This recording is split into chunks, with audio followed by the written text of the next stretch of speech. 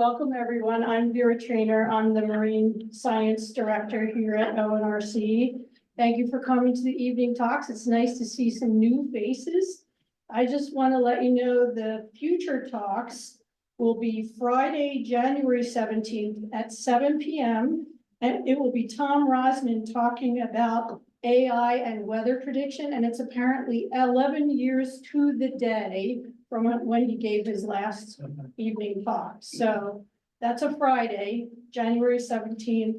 And then in February, we're going to have Chip Keene talk about revitalizing the Quileute Airport, why it matters and its current status. So that's Thursday, February 20th at 7 p.m. And Courtney Bobson, who's the forest scientist here at ONRC, and she's participating virtually. She and I are putting together the evening series for the spring, and I can give you a little preview. May 6th is going to be Cliff Mass talking about extreme storms. So spread the word. I think that one would be really great.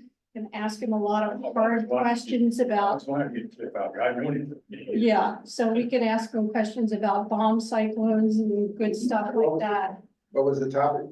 It's going to be extreme storms. Extreme storms, Yeah. and that will be May 6th, which I believe is a Tuesday. So we hope you can all join us then. So we thank our speaker for the evening, John Hagan, who is from the Northwest Indian Fisheries Commission. He's a coast region habitat biologist, and his position focuses on research and monitoring projects which support treaty rights of Western Washington tribes. And he's worked all over the Northwest, Washington, Alaska, Oregon, and California. So we can ask him all kinds of hard questions about environmental DNA today. So thank you, John. Yeah, thank you very much. I really, thanks to ONRC for having me, and thank you all for coming out. I really appreciate it. And yeah, this talk today, we're talking a little bit about some of the eDNA work that we've done regionally on the coast here. Again, I'm with the Northwest Indian Fisheries Commission. I'll get a little bit into what that is in a second with my slides here. Well, let's get things started. So first slides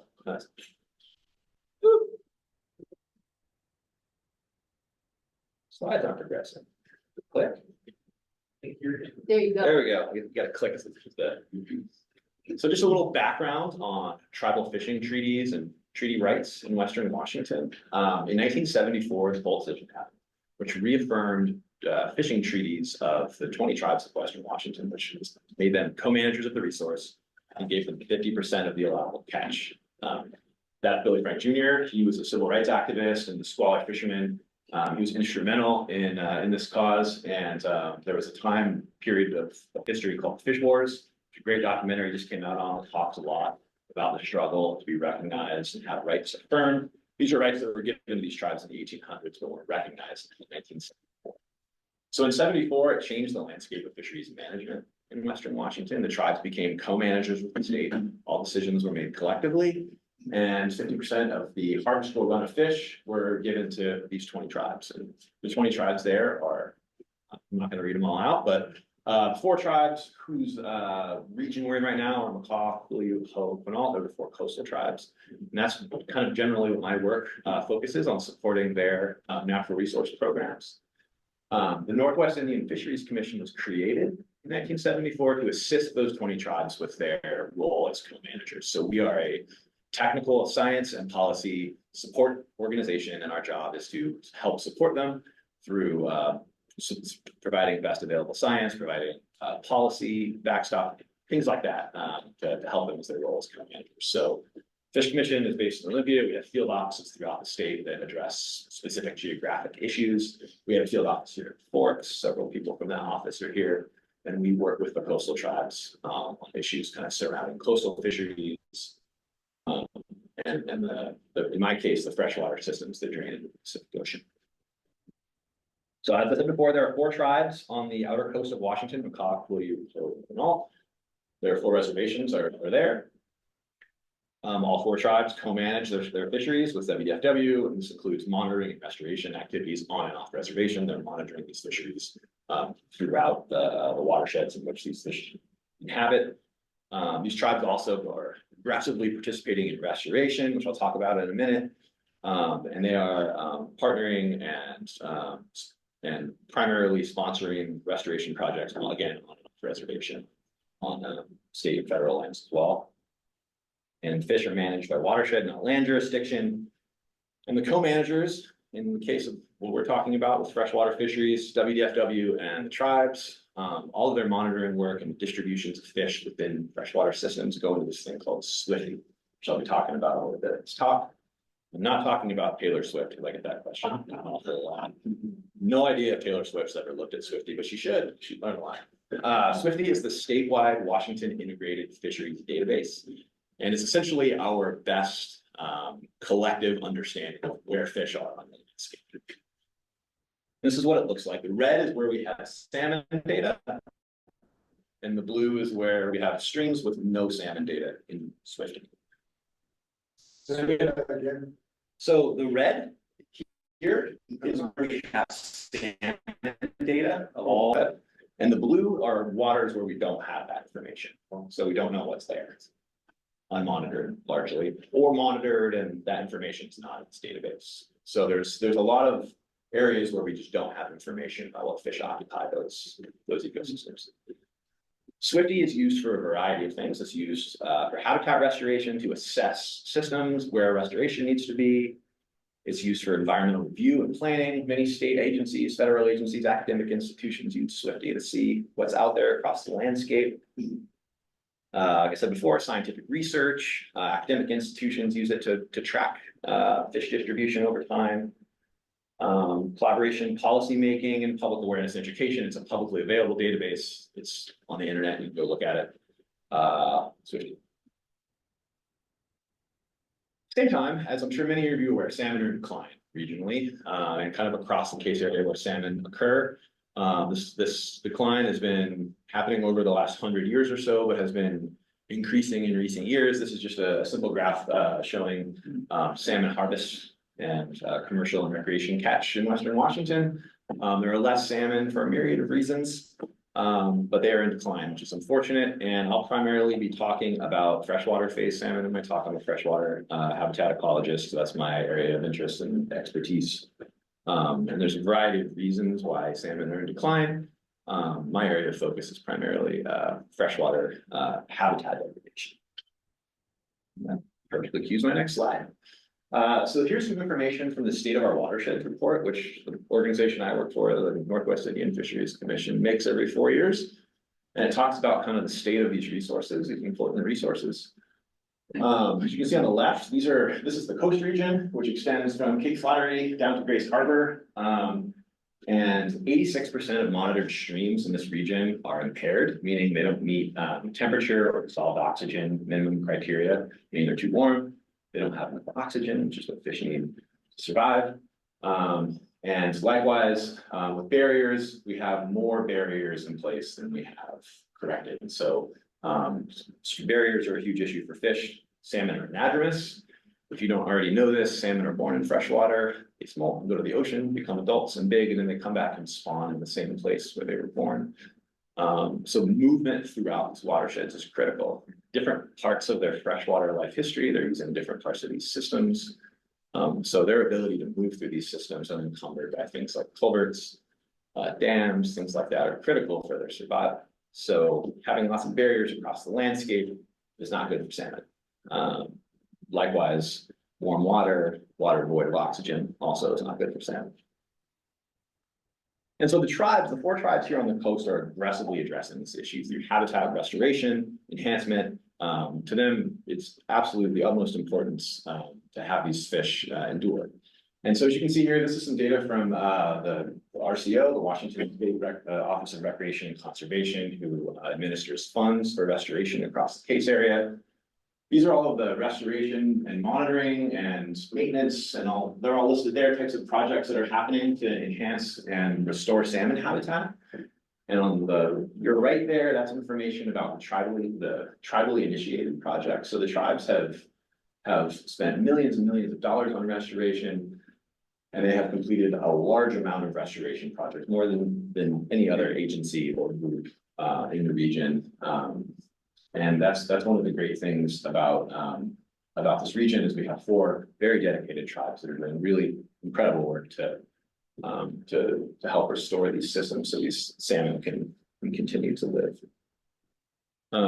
So this is completed restoration projects on the coast, and this is just all the completed projects by the Quinault Indian Nation has completed the most restoration specific projects on the coast. Down in their neck of the woods, Quilly, Macaw, and Ho as well have done a lot of restoration. This only includes restoration, not monitoring or other types of projects that are funded through RCO, but I just wanted to highlight that the tribes are one of the primary drivers of salmon restoration in this region. Can you say when you say restoration projects, what are you talking? Yeah, we're talking about moving large wood into these systems. So a lot of these streams are void of wood. Wood is critical, like log jams, things like that, for both juvenile salmon to grow and have protection from predators. Creates cool water through creating cover from the sun. It creates complexity in the stream. Streams, a healthy salmon stream is sinuous, it moves and bends. Wood helps do that by creating log jams which stop the water and go around. That's a healthy stream, a healthy floodplain, has lots of wood, lots of complexity. So when we talk about restoration, we're talking about adding wood back into a system. We're talking about removing levees and dams that are no longer in use, that are just still there, that are creating salmon barriers, things like that. There's a variety of approaches to restoration, but one of the largest right now is bringing wood back into systems that are void of wood. Wood is absolutely critical in these rivers. So this is, again, back to Swifty and back to this habitat protection and restoration kind of use of Swifty. And that's kind of primarily what I will be talking about. This is the area I work in. As my introduction mentioned, research and monitoring are kind of what I do. And everything I do is very outcome based. Like any research project or monitoring project I do, the intention is for there to be like a usable, tangible thing at the end that these tribes can use and then apply to the important work that they're doing in restoring salmon. And so looking at this map, there's a lot of holes in it. And we need to know where these things are so we can better understand what they need from a habitat standpoint and better understand how things like climate change are affecting their life histories. So that's where eDNA comes into play. eDNA is something I'll talk about here in a second, but it's becoming a more and more popular tool for looking at distributions of different fish species across the landscape. It's been widely used in several arenas throughout the occurrence of salmon in the Pacific Northwest and elsewhere, Alaska, Canada.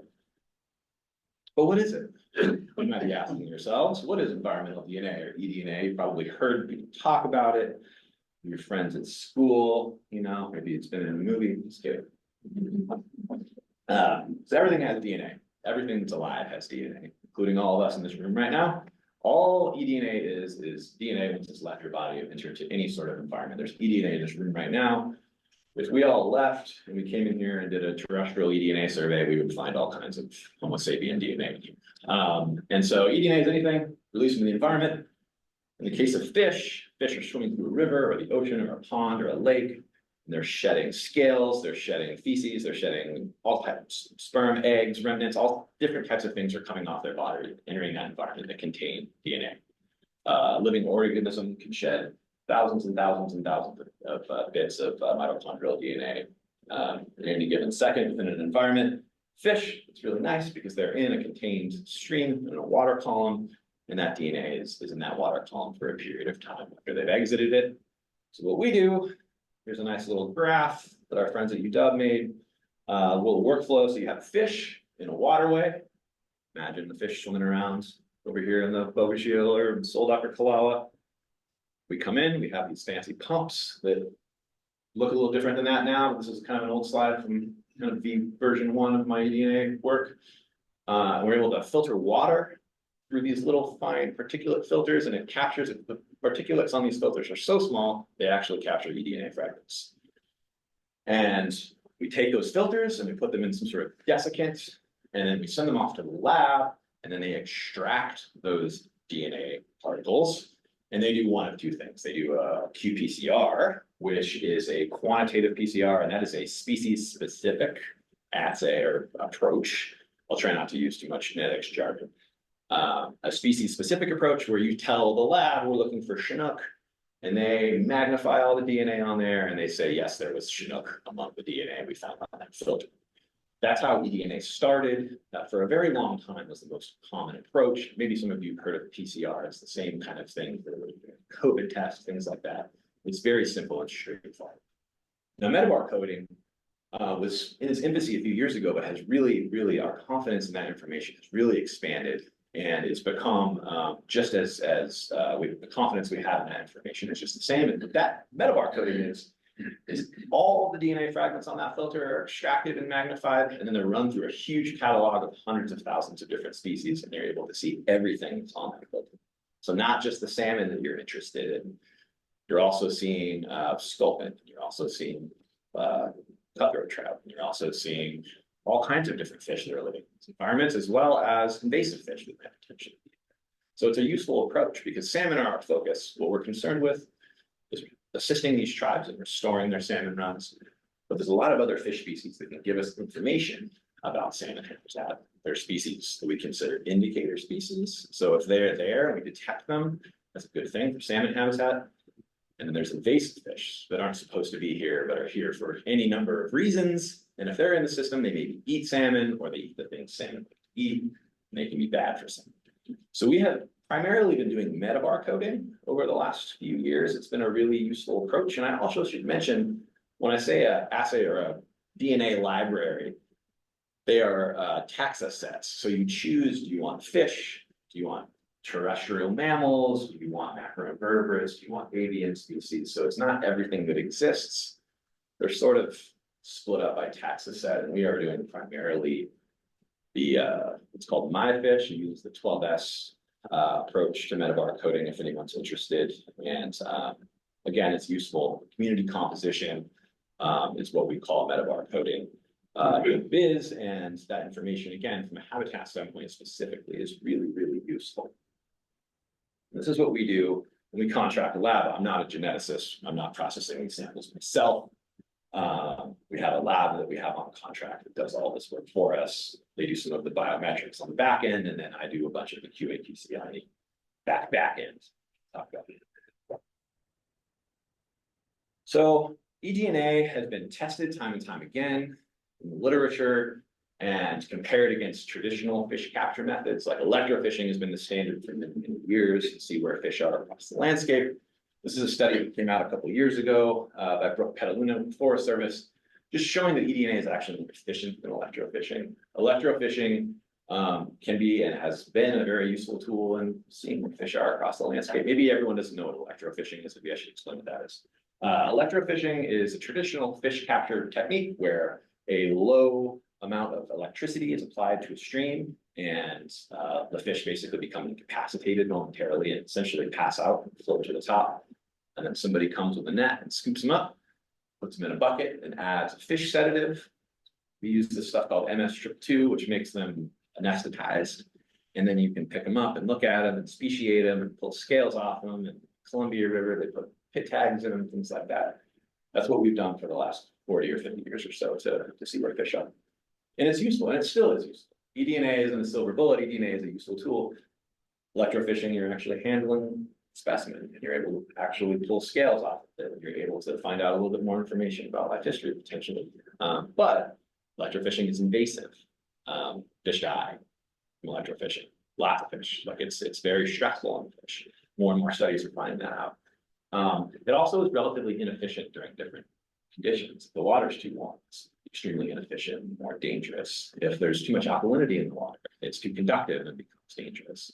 It also requires a pretty high level of skill to efficiently do it and be able to actually characterize what's in that system. So electrofishing is starting to become more and more an approach for specific things, but it's relatively high impact on the fish. Whereas with eDNA, you're not handling the organism at all. As you can see here in this study, in many indications, eDNA in certain streams especially was more efficient in detecting trout, which was the target species for this study. Kind of across the board, eDNA was more efficient. eDNA is the orangey kind of color there, and electrofishing is blue. Can I ask you, but so you say more efficient, but I mean, electrofishing is saying the fish is there. So isn't it possible that a current just brought DNA into a site where there were no fish, like stream K? There's a whole bunch by eDNA and nothing by fishing. Yeah, so the thing about eDNA, and we talked about this a little bit before the talk, and DNA does move throughout the system a little bit. But it's relative to the size of the stream. And also, if you're detecting a specimen that's 200 meters upstream, that's still answering an important question if there are fish in that stream. Like whether or not you electrofish, if you're catching a fish under this undercut bank or you're detecting it 100 meters upstream, it's still giving you the same goal of the survey is to describe what fish are there. So you're getting the same information. We can look a lot at things like the amount of replicates within the eDNA data we're getting back, and we can get information about how much kind of relative abundance, how much fish we think are there. And if it's one, I get this question a lot, it's called the eagle question. Like, how do you know an eagle didn't drop a juvenile fish into that stream? And that's a great question. People ask it all the time, but if a single juvenile fish was dropped into a stream, the concentrations and the replicate numbers would be so low, it's not something we would even call a positive hit. We have these thresholds that we've created that I'll talk about a little bit later, that kind of categorize what we're finding. And we are extremely conservative in what we call a positive hit. And then we have this kind of middle ground of maybe. And any of those scenarios that you listed where something is dropping in or somebody throws a carcass somewhere, that's getting into that maybe territory. There's just not going to be enough DNA from a single specimen to give us the kind of hits that we would describe as a positive hit. Also, once something dies, its DNA starts deteriorating a lot faster than a living organism as well. So now I'm going to talk about the Northwest Indian Fisheries Commission Coastal eDNA Program, storied eDNA program. With its humble beginnings in 2018, with this fish right here. How many of you live on the outer coast out here, Forks area? Okay, cool. So how many of you know what the Olympic mud minnow is? The Olympic what one? The Olympic mud minnow. Yeah, Chris definitely does. So the Olympic mud minnow is the only endemic fish species on the outer coast of Washington State, which is wild. A lot of people didn't know that. It's a very, very, very cool fish. It only exists in Grays Harbor, Chehalis Basin kind of area to Cape Flattery, nowhere else in the world. It lives in places where it's really hard to catch them using things like electrofishing or baited minnow traps. They live in like wetlands and off-channel habitats, places like that, forested wetlands. They're small and they burrow in the mud in the main place. So they're very hard to catch. So in 2018, Puyi tribe and Ho tribe came to me and said, Forest Service is wondering if we'll work on this project with them using this new thing called eDNA to look for Olympic mud minnow. So we're really curious where they are and want more information about them. And there's potential that they're historically or culturally significant. We don't know. We just need more information. So I said, sure. I'd worked on a little bit of eDNA work up in my time up in Alaska, worked with northern pike, so I was somewhat familiar with it. So we dove in, being ahead of myself, we dove in and we collected some samples and we detected Olympic mud minnow. It was really exciting.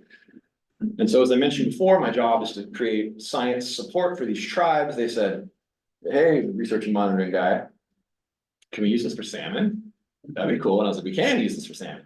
So in 2020, I went out and got some funding and for a pilot study, which we called the Coastal eDNA Pilot Study Phase 1. Really good at name. It got funded, it was a little bit of money. And it was in 2020. And if you all remember, things got a little wild in 2020. I got the funding in January. We set up this really ambitious monitoring plan, and then the world shut it. So I'll get into what we ended up doing. We ended up getting some cool data in 2020, but it wasn't exactly what we had envisioned, but it ended up being really neat. In 2021, things opened up a little bit, and we started kind of exercising the full scale pilot study, found a bunch of cool stuff. And then in 2023, those same 4 tribes came back and said that pilot study was really cool. We should start a big program where we collect lots of eDNA, fill lots of data gaps. And I said, okay. So I went out and got some funding, hired some staff, got some cool equipment, and we hit the ground running. And then this year was our most ambitious and successful year. And I'll get into why it was so ambitious and successful in a second. All right, so 2018, there's some folks from Cooley, Nicole Rasmussen, if you know her, she's now at the Wild Salmon Center, and Dwayne Kowski, who's used to be with Cooley as well. That's both when they were working there. That's out in a wetland, kind of adjacent to Highway 101 near Beaver. We're looking for mud minnow. And this is the project with Forest Service. This is their portal. You can see the places we detected Olympic mud minnow, which is really exciting. All that information is available on the Rocky Mountain Research Center website if you're interested in where Olympic mud minnow are on the landscape. Through this thing called the Aquatic eDNA Atlas that they have, which is pretty cool. Then we started, as I mentioned before, those 4 tribes came back together and were really interested in eDNA. We started a marine eDNA or a coastal eDNA working group. Where we started learning more about eDNA. Folks from UW and USGS and Forest Service started coming out and doing trainings, and we just started learning more and more about it, getting fired up. And here's that 2020 work. So again, this is where we really started looking at Swifty and saying, what should we do? So we got a protocol. I went to Harbor Freight in Port Angeles and bought a bunch of weird stuff, as any good scientist does. It's always great when they ask you, like, what are you working on? Like, I'm building something that would take me half an hour to explain to you, but got an oil transfer pump and some weird pipes, and we got some filters, and we were on our way. So again, as I mentioned, 2020 was a little wacky. We had intention to do a bunch of habitat-related monitoring on reservations, lowland, wetlands, places like that.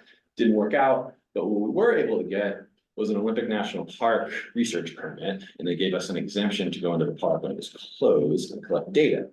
So as you can see here, me and some of my, Tyler Jurison from the Quinault tribe and some other Quinault folks, we said we should start looking at headwater areas and see how far upstream salmon are going. To get to those sites, in some cases, we had to hike for like 3 days over like glaciers and stuff, and it was really a rough day at the office, if you can imagine. But we went into some places that had never been surveyed for very good reason, because they're insane to get to. And we kind of focused our efforts on 2 main systems. The Quiet system and the Queet system to the south. As you can see here, this is the boundary is Olympic National Park. So we had access to the headwaters of the Bogoshiel and Queets, which were the 2 systems we were really interested in. Those are the 2 systems the tribes, Quiet and Quinault, said, we want to know how far fish are getting up into these systems. No one's ever been up there and really extensively monitored them. And voila, lo and behold, all of these pink dots, that's metadata from Swifty. This is places where other people have encountered tribal or state surveyors have encountered Chinook before. You can see the upper extent there, and green is where we detected Chinook in those backpacking surveys. So that was really exciting. And that was so early on in the project, we were like, this is so great, because not only is eDNA an effective tool and a non-invasive tool, it's also really portable. Like, we had 5 days worth of this spot right here. It's probably only 20 miles from the city, the upper North Fork Bogoshiel, but it is one of the craziest places. You can hike the Bogoshiel of the North Fork on the trail that goes down from the Solduck and sort of follows the stream down from here, but this is Camp Creek, which is the uppermost major tributary on the Bogoshiel. And getting to that, I would say me and my people I was with, my colleagues, were probably within a fraternity of maybe a dozen people have ever been to that place before. It's insane to get to it. And then the Appoqueets as well, above Kilcub Rapids, which is really exciting. We hiked for 2 days to get up basically to the base of Mount Olympus. And so this data was interesting, and we were like, the really cool thing, again, about working with both of these tribes is they collect extensive stream temperature information. So all the while, this is the Bogoshiel right here. And this is kind of a crazy looking graphic that I was stoked about right after I made it. And then I realized that it takes a lot of explaining, which is kind of busy. But essentially, these dots all here correlate with these lines. All this graph is telling you is that the Bogoshiel was really, really hot that year. And this is a critical threshold right here, 16 degrees Celsius is considered unhealthy for salmon. You can see everywhere breach 16 degrees Celsius. Some areas of this system even breach 21 degrees Celsius, which is considered fatal for juvenile salmon. So why did we detect Chinook so far up in the system? Well, I would say because they had no place to go. So not enough information to like really have like a strong hypothesis with strong data to back it up, but it got us thinking a little bit more about surveying in these headwater areas and collecting a larger data set so we can start making decisions and start understanding the dynamics of these systems during these high temperature events that we keep having. So 2021, 2022, things started to loosen up a little bit. We still had our Swifty map, but then we started kind of taking things back to habitat. We're interested in habitat. We're interested in restoring habitat. How can this information help us? So one of the things we started doing was integrating eDNA into habitat surveys, freshwater habitat surveys. And what a habitat survey is a crew walks down the stream and they classify, pool, riffle, glide, different parts of the stream. Pools are really, really important to salmon. They're critical, they're deep, they're cold, there's more bugs, there's usually more cover, they're usually created because there's some sort of complexity in that system, whether that be a log jam or a big blue wad, something like that. So at every pool, this is Owl Creek on the Hubble, we collected an eDNA sample. We were able to see what's in that pool. There's also a habitat survey. I went back to Harbor Freight, maybe a few trips to Home Depot and Swim and a few weird Amazon shopping carts. I made what I call a Ghostbusters pack, which was a slightly more technologically involved sampling unit that I built in my garage. And we continued to kind of collect samples and see what we could do with eDNA. Here we are in various places. We started sampling wetlands. We started dipping our toe into other avenues of how eDNA could be useful and how we could integrate it into what the tribes were already doing. And so by the end of this pilot study in 2022, we've been to 78 spots in these 5 watersheds. The Quilly watershed, the Hoe, the Queets, the Raft, and the Quinault, and the Moclips. We collect 216 samples, so we do 2 samples at every location. It's called replicate sampling. And the idea there is if you have something weird, like we've talked about before, you have low density of something, you have 2 filters that are being independently sampled at the same time. So in theory, if one filter has coho, the other filter should have coho. So it's sort of a double independent survey just to ensure that the data we're collecting is valuable. So that's why there's more samples than locations. We went to 6 river basins. Almost everywhere in the pilot study had 0 data. Never been surveyed before. As I mentioned before, we detected Chinook above the end of an abdomen in 2 locations. Salmon were detected at 60 of the 78 sites. So those 78 unsurveyed sites, now we had 60 salmon points that we didn't have before. And using metabar coding, we detected 25 different individual species, and we added some points to Swifty because Swifty allows for eDNA. So that was exciting. I'm not the one that adds these points. All of the data that we collect is given directly to these tribes. I have no ownership over it. So whatever they add to Swifty, whatever they may or may not do with this data is completely up to them. But some of the tribes did decide to add these points to Swifty, which was very exciting for me. All right, that brings us to 2023. Where we got this thing. Yeah. This is the Smith Root eDNA sampler. So long, I had been proudly using my weird contraptions I made in my garage, but we got a really big grant and we had kind of an aggressive idea. What if we digitize, streamline our field process, build some web maps? What if I hire another biologist to work on the project with me? And I'll be 2 of us instead of 1 of us. And what if we go to all 4 of those tribes and we say, all right, every summer give us 100 points, so 400 total across the landscape, and we'll go survey it. So 2023, since there was just 2 of us, here we are. Mostly my pictures of my back that Anna took. That's Caroline Wallace from Quileute there. That's us sampling the oxbow and the local Quileute. We didn't quite get to the 400 sites that year, but we started building a pretty interesting data set. So in 2023, we visited about 165 sites from 4 tribes. And then we added all those pilot study sites, the 78 pilot study sites. So we started getting into having, over 200 sites, which was pretty exciting. We started telling a little bit of the story. We started having data gaps that we were being able to fill. We could look at species across the landscape and say, oh, coho, rainbow trout, invasive fish like bluegill. And it was exciting. And then we started using eDNA data for habitat restoration and habitat monitoring and things like that. It was really exciting to me. Here, we're gonna talk a little bit about the Quilly Oxbow, which is not far from where we're sitting at all. It's right there. So on the lower Quilly River, the main stem Quilly River, which is very short, down by the push, there's a large oxbow lake. It was part of the main stem Quilly River in 1764, when there was a major high water event, cut off the oxbow. The oxbow was only connected to the main stem during 10-year floods, so intermittently connected to the main stem.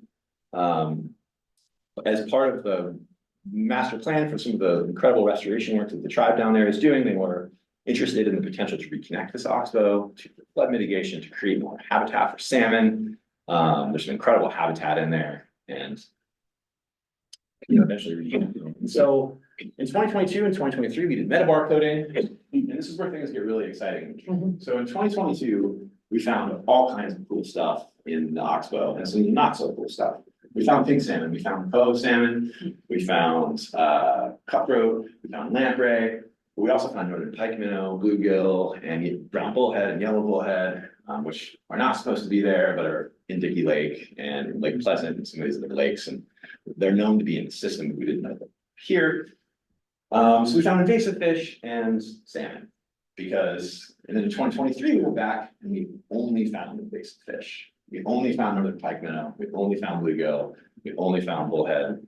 And the reason for that is because in 2022, the oxbow was connected to the main stem. In 2023, the oxbow was not connected to the main stem. So what happened is a bunch of salmon came in here, and there were already some invasive fish in there, and then they got trapped and never became reconnected again. So when we went back again and surveyed again, there were just invasive fish. 37 gauge feet is the magic number. This is James Pond. This is over in Olympic National Park.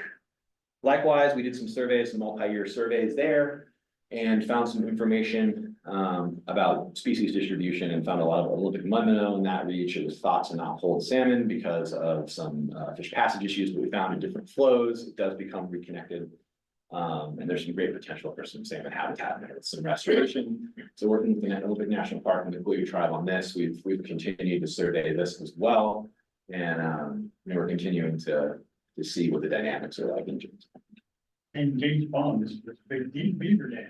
Yeah, the upper part. Yeah, yep. And Coho love beaver dams.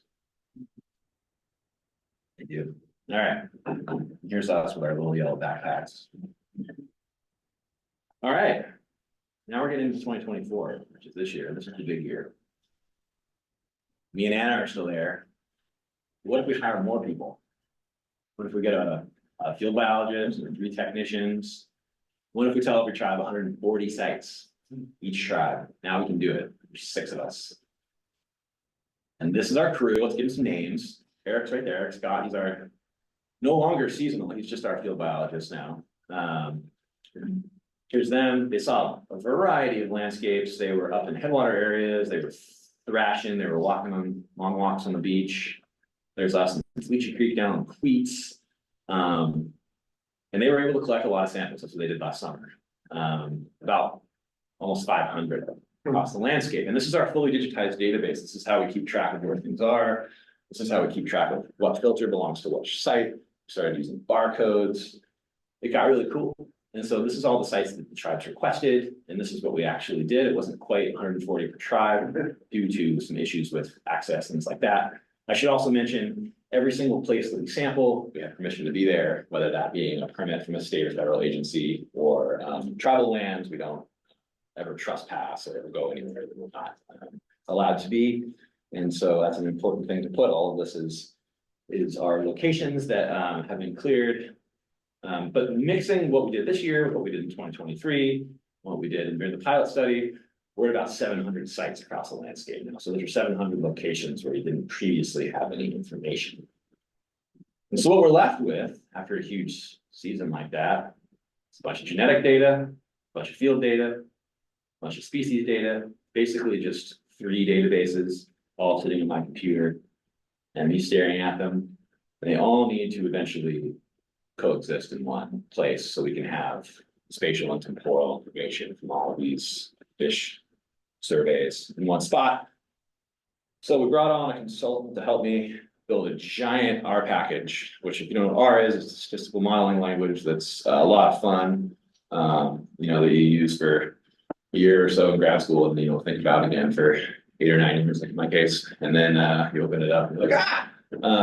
And so we hired a consultant, we built this huge model, and inside this model is not only basically merging all this information, but we're also creating concentration thresholds, contamination potential, and assigning a value. And when I say concentration thresholds, as I mentioned before, we want to ensure that if we're saying something is there, it's because it has enough replicates within that assay that's happening in the lab. So we want the lab to tell us this is how many times that species DNA was replicated.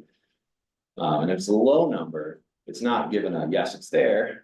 So we created these thresholds from the literature, from help from colleagues at the University of Washington, to kind of create these thresholds of species present, more testing needed, and species not detected. We use the terminology species not detected, not species absent, because just because we didn't detect it does not mean it's not there. Just like with any fish capture method. There are ways called depletion studies where you can go in and actually determine that something's absent. But largely, if you're not encountering something in an environment, you can with full confidence say it's not there.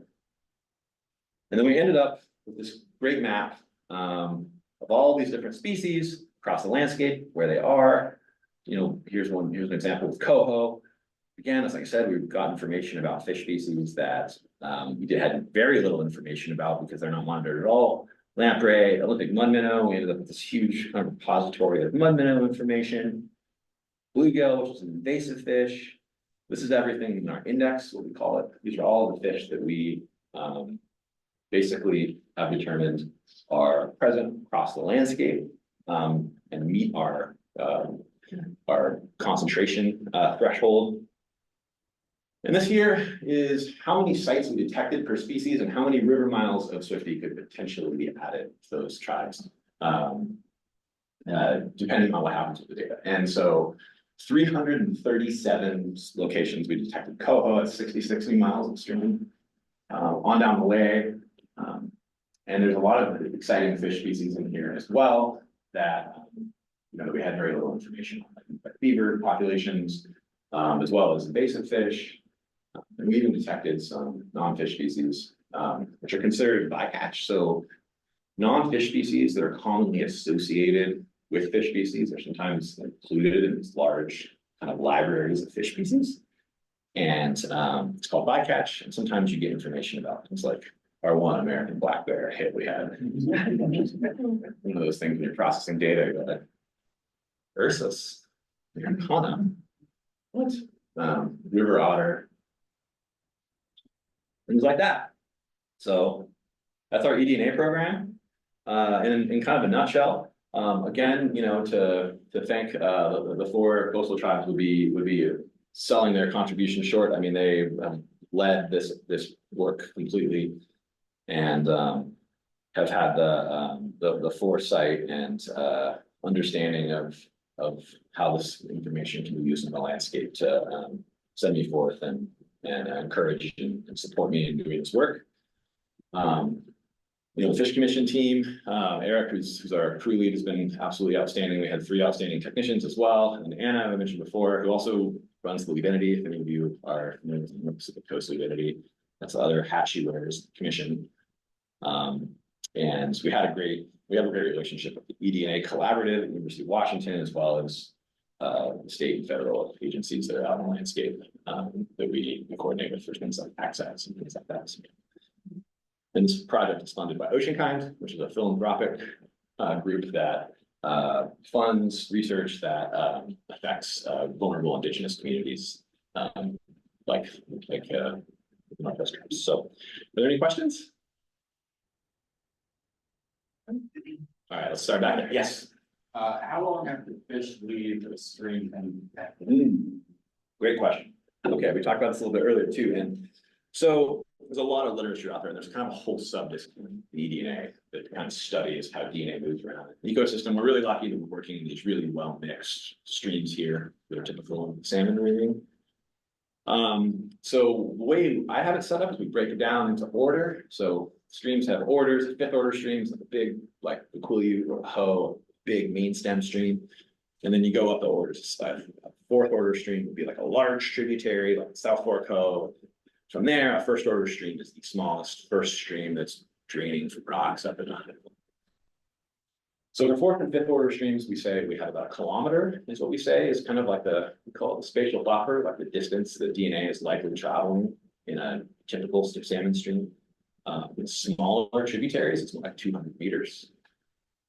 As far as time goes, that's a little bit trickier because there's a couple different variables that can affect that, like UV light, sunlight can deteriorate DNA.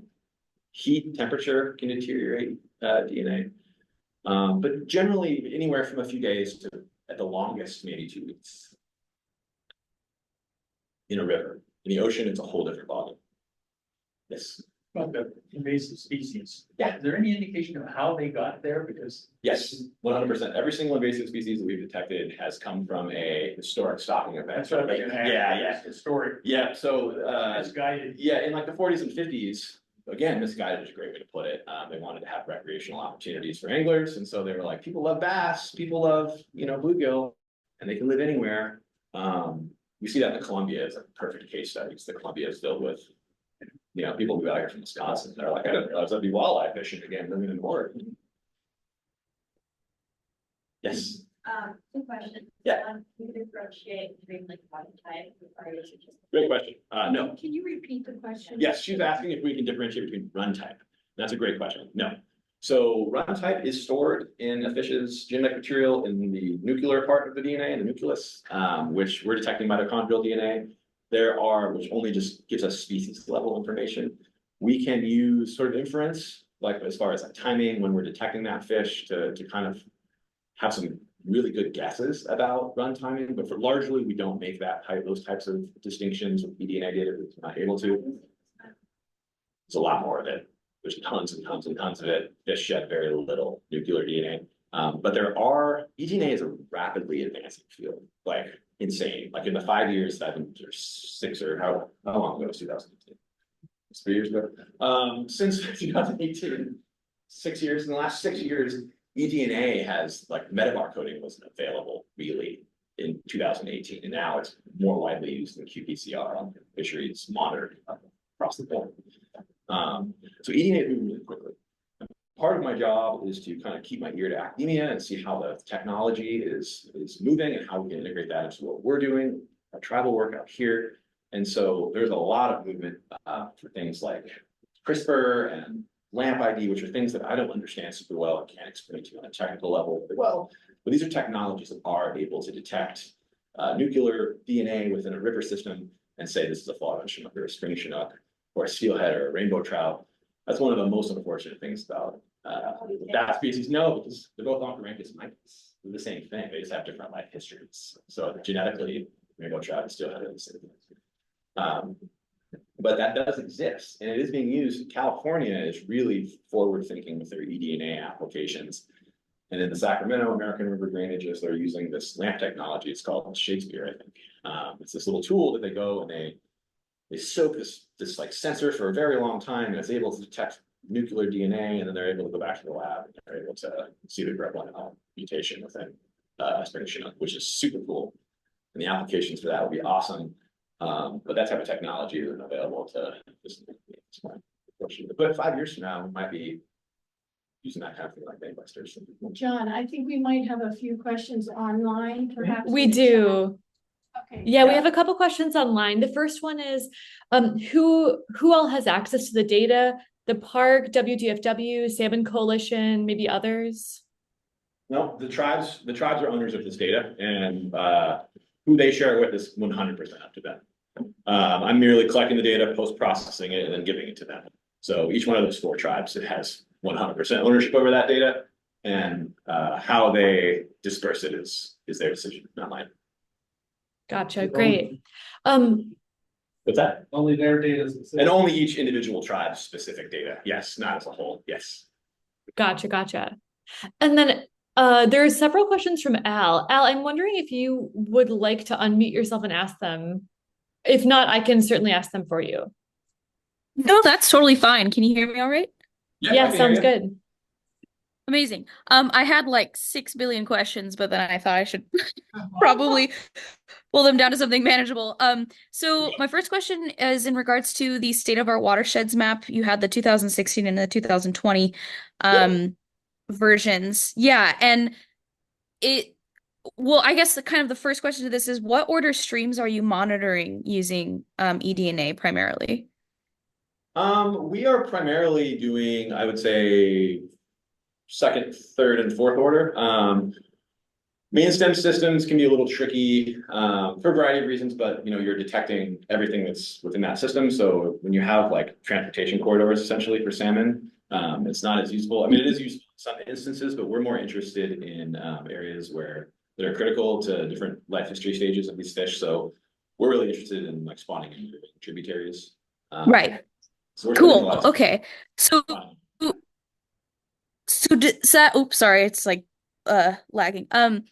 Does that monitoring process that delineates different orders of streams as impaired, like that impairment qualification, is that kind of for the same reason because of the importance of life histories in those particular order streams? Like, do you think that that would ever extend to main stems? You're talking about the 303D, those things from the State of Our Watersheds report? Yes, yeah. Yeah, I'm not personally involved in like the data procurement for that type of, but I would highly encourage you to look at the State of Our Watersheds report. A new one is actually coming out in 2024. And that's a public facing resource. It's available widely, and it's a great resource to better understand the threats to culturally significant species to indigenous tribes like salmon. Amazing. I'm sorry, I have two more questions. The I'll ask the simpler one first. Just simply what denotes a maybe versus a yes of species detection in your survey studies? Because you mentioned that the absence versus presence is like So that's yeah, one thing. What, great yeah. question. So maybe, as I mentioned before, we are very conservative in what we call a positive detection. We have thresholds, and they're kind of species specific, and I can't like tell you them off the top of my head. But maybes indicate either low quantities of a fish or something like a fish that could potentially have been artificially moved there, or one carcass, things like that. We have the thresholds are dedicated to kind of winnowing out anything that might potentially indicate that a species is in an environment that it's not, or doesn't commonly use. Cool. Okay, very cool.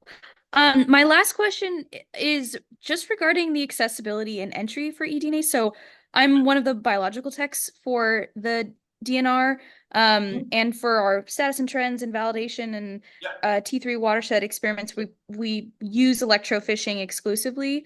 And so I'm just curious about, because we've been kind of, that idea has been bouncing around. What's like cost, training, and protocols like for entry to use that for study? Yeah, I mean, eDNA is actually pretty cost efficient until you start scaling. So if you're interested in a few sites and you're interested in a few samples, maybe a couple a year or a couple quarterly or anything like that, you're looking at a couple $100 to get the necessary equipment, filters. Sample processing can be a little expensive because that actually gets cheaper the more that you process. It's kind of a sliding scale, but if you were to send in a dozen metabar coating filters, you'd be looking at about $80 to $90 a filter. Wow. So not cost prohibitive if you have a monitoring budget that can accommodate that. There's a lot of really great protocols and resources through USGS or the Rocky Mountain Research Center that basically are like cookbooks for what you can go buy, how you can kind of dive into eDNA, not having any information or not having anyone on staff that's able to kind of shepherd you through that. The resources at this point are plentiful, much more so than it was a couple of years ago. And I just had to find papers on the internet and bother people that wrote them. That's amazing. Awesome. Thank you so much. I'll stop bogarting the conversation. I appreciate it. Yeah. And we just have one more question in the chat right now, and it's from Roy Morris and Nancy Messmer. It said, is there a likelihood of using CRISPR on species on the peninsula? Great question. CRISPR is what I mentioned before, which is that kind of like elevated technology that can run specific information. I would love, I mean, I don't have any specific plans to invest in that type of technology. It's a lot different. The learning curve is much steeper and things like CRISPR. So the way eDNA works, well, the way lots of things in natural sciences work is they start in academia where they figure out what these things are and how they work, and then they slowly make their way out to applied scientists like myself. Somebody who's out there monitoring research, helping monitor research. And so things like CRISPR are still kind of incubating in that academic corner. And so the folks that are using that in California, it's UC Davis and California Department of Environmental Conservation or Water Quality or whatever they call it, doing that work. So they have an academic partner. We have academic support to a degree from UW, but they're mostly just helping me answer questions. They're not an official part of this work. So there would have to be a strong need and desire for that type of thing, and then we'd have to move into some sort of partnership with an academic institution, which is the plan right now. The plan right now is collecting data and helping out with restoration. But that's a great question, and I wouldn't be surprised if in 5 or 10 years, I'd be like Tom, 11 years to the day, I'll be back here and I'll be like, look what we did with CRISPR. That'd be cool. Thanks, Roy. All right, thanks for all the questions online. Any Are there other more? Yes, yeah. Please. Can you illustrate how your data will help the tribes decide where to do? Absolutely. So the more information that we have on these systems is critical, but I think the easiest kind of explanation to give is that these systems are changing through climate change, through a myriad of stressors, which I'm sure you're all familiar with the stressors that are facing our environment. And as our systems change and as our environment changes, fish are using different parts of these systems. Since monitoring has been established, we've focused on high value parts of these systems. But the paradigm is shifting, and there are new parts of these systems that fish are now using. As well as these runs continue to decline, we're more interested in knowing the true extent of these fish so we can better monitor where they are. We can better look at their habitat needs and address restoration issues. We can look at fish barriers that haven't yet been detected. That's one of the things that we do as well. So we use this tools that go to different types of fish barriers and test below and above and see if fish are getting out there. So we're just expanding our understanding of the distribution of these fish on the landscape. And from there, we can make more informed decisions about how we're going to restore these systems, how we're going to monitor these systems, and how we're going to just better understand how changes in the climate are affecting fish behavior. Well, that's sort of answered it. Yeah. I want a hard reality restoration, the project that you decided upon when you determined that the fish were well, I mean, were no good. Yeah. I mean, I guess the real answer to I see what you're asking. The real answer is that there's a lot of different examples of how to use cross. But I'll give you one. I'll give you one easy one. Yeah. So in restoration, there's this process called effectiveness monitoring, and that is all that is doing is seeing how effective restoration has been. So historically, we put in say a large woody debris or a engineered logjam, and yearly we go back and we electrofish, and you're like, our fish coming back, our fish here. We made this habitat, we built it. Will they come? And so with eDNA, now we can do the same thing, except we're getting much more information about all different types of species that are using that habitat. But we also have front end data. So now we can go and look across these landscapes and see what was there before and what was there afterwards. So now we have this kind of moving data set of this is all the fish species that were in this environment prior to restoration. And now 10 years out from restoration, here's all of the fish species that are in this environment.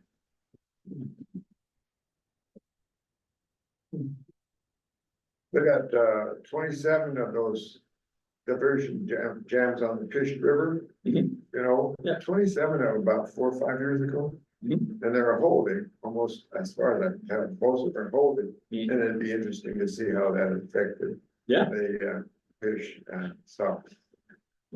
Absolutely. They might have some beginning on this. Do you think that the LWA are involved in this sort of study? The OWA are not involved in my particular work, but the OWA, there is a phenomenal paper about using eDNA to track how fish have recolonized the LWA. It's by Jeff Duda, he's the primary author from USGS, and there's a bunch of co-authors, Mike McHenry from the LWA tribe. And that's a great paper. We incorporated some of their methods into our study design. I highly recommend checking it out. They've done a lot of great eDNA work on the outlaw, kind of just tracking how fish have recolonized post dam. Yeah.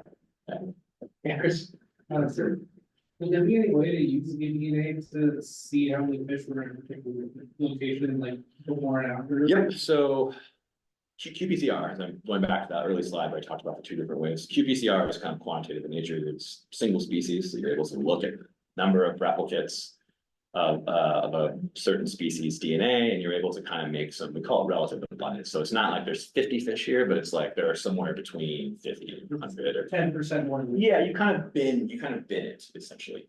And with metabar coding, it's long been one of the deficits of metabar coding is that it's not as quantifiable, but that's just changing. Part of the reason metabar coding can be tricky is there's this thing called quantification bias. So when you have lots of species and all of their DNA fragments are all replicating and at the same time, some species DNA will replicate faster and it'll kind of create noise and kind of cloud out other species that might be replicating slower, and it'll give you this kind of false distribution of, oh, there's tons of this, there's tons of sockeye and a lot less coho. So at University of Washington, they've created this thing called a mock community analysis, which actually lessens that noise and understands with certain species quantification rates, and is able actually to give you like realistic quantification, which is really slick. And they helped me do it, which done a couple sites a few years ago, and it didn't show anything that wasn't already there, but it did significantly change the distribution of like species within the environment. So yeah, we can get information quantity to a point. Okay, thank you all for being here. Yeah, Let's thank you. give John a round of applause.